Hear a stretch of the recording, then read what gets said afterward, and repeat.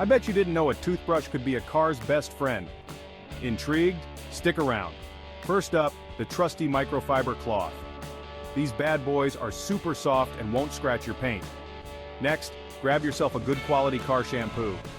Not the dish soap, folks. You need the real deal to keep that paint job pristine. Then we have the 2-bucket method. 1 bucket for soapy water, 1 for rinse. Keeps the dirt out and the shine in. And don't forget the grit guard. It's like a mini car wash in your bucket. Need to get into those nooks and crannies? A detailing brush is your new best friend. It's perfect for those tight spots around emblems and grills. Finally, the grand finale, a quality wax or sealant. This is what'll give your car that jaw-dropping shine and protection. Think of it as sunscreen for your ride. So, there you have it.